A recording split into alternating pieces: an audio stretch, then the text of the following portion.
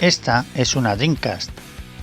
Como veis, en vez de tener el color gris de una consola normal, tiene un color amarillo debido al tiempo y a la luz del sol. Además, está bastante sucia, salta a la vista. Así que en este vídeo voy a cambiarle la carcasa. La carcasa la compré en la tienda de Big Fun en AliExpress y viene con una caja bien presentada pero con poca protección. También viene con dos pegatinas con el logo japonés y europeo de la consola. El modelo de carcasa que he escogido es transparente, que a lo largo del canal he dejado caer sutilmente que me gusta. El plástico se ve de buena calidad, de buen tacto y resistencia. Viene completa, incluyendo el muelle de apertura de la tapa y una pieza para el accesorio de comunicaciones. Lo que no incluye son los tornillos de montaje. Habrá que aprovechar los de la consola original. Ahora ha llegado el momento de pasar todo el interior de la consola original a la nueva carcasa. Lo primero, desmonto el accesorio de comunicaciones para acceder al tornillo Phillips que hay oculto y lo quito junto a los tres tornillos que sujetan la carcasa superior, que retiro levantándola. Lo primero que haré será quitar la fuente de alimentación. La recordaréis de otros vídeos, ya que cambié la fuente original por un repuesto y además complicándolo innecesariamente. Para retirarla, desconecto el cable del interruptor y quito los dos tornillos que la sujetan. La levanto con cuidado para desconectarla de la placa base. El proceso es el mismo para la fuente original. Ahora voy a retirar el lector de CD, quitando los tres tornillos que lo sujetan y haciendo un poco de fuerza hacia arriba, hasta que se desconecte de la placa base. Retiro el interruptor quitando los dos tornillos y sacándolo de la carcasa. Por cierto, guardo los tornillos en cajas junto a su parte correspondiente. Me ayudará cuando vuelva a montar la consola. Desinstalo el ventilador desconectando su alimentación y quitando los dos tornillos que lo sujetan. A continuación, quito los cuatro tornillos que sujetan los puertos de los mandos y los aparto.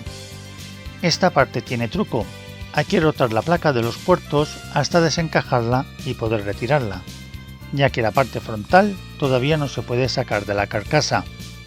Ahora quito todos los tornillos que rodean la placa base y la sujetan a la carcasa. Una vez quitados los tornillos, retiro la chapa metálica superior con alguna dificultad.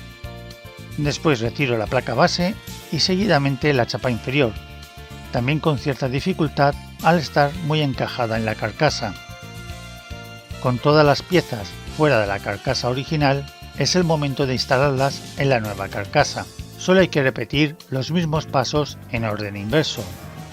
Primero coloco la chapa metálica inferior y luego la placa base, que tiene que encajarse en los huecos de la parte trasera y del accesorio de comunicaciones. Finalmente se cubre con la chapa superior y se asegura todo con sus tornillos. Encajo la placa de los puertos de los mandos haciendo una pequeña rotación y coloco sus cuatro tornillos, sin olvidar conectar el cable a la placa base. Coloco el ventilador en su lugar, lo atornillo y lo conecto a su enchufe. Si vuestro ventilador no tiene tornillos, la carcasa viene con dos tornillos extra. El interruptor es fácil de colocar, simplemente ponerlo en su sitio y atornillarlo, cuidando de que el cable quede bien colocado. Ahora instalo el lector de discos. He de ponerlo desde arriba y alineándolo bien, para no dañar el conector del lector y de la placa base. Aprieto con cuidado para asegurarme de que está bien conectado y lo aseguro con sus tres tornillos. Y como último componente pongo la fuente de alimentación, insertándola con cuidado en el conector de la placa base y encajándola en la parte posterior de la carcasa. Y por supuesto la aseguro con sus tornillos. El paso es idéntico con las fuentes originales.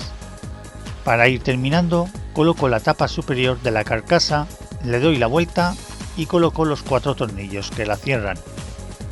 Habría que colocar el accesorio de comunicaciones, pero el antiguo está amarillo y sucio. La carcasa también incluye una pieza para el exterior del accesorio. Solo hay que quitar los dos tornillos que hay junto al conector, desencajar el interior de la carcasa antigua y encajarlo en la nueva. Puede costar un poco, pero con paciencia acaba entrando. Y se asegura con sus 2 tornillos. Ahora ya se encaja con el resto de la estética de la nueva carcasa. Como último paso, faltaría ponerle el logo de la consola.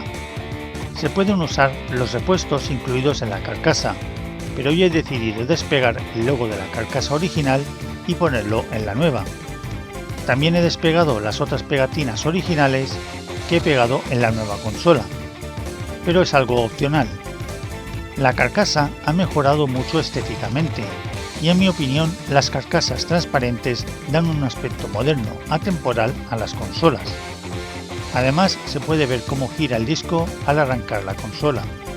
El único punto negativo que le veo es que la nueva carcasa no tiene el logo de Sega que sí tiene la original, seguramente por motivos de copyright. El precio de la carcasa es de 40 €, incluso menos dependiendo del color. Hay bastantes colores para elegir, aunque no está el gris claro de la original, y de hecho no he encontrado nadie que la venda. Para aquellos que quieran mantener la estética original de la consola, esta solución no es para ellos, pero para los que quieran renovar una carcasa en mal estado es una opción muy recomendable. Gracias por ver el vídeo. Si te ha gustado, compártelo y suscríbete.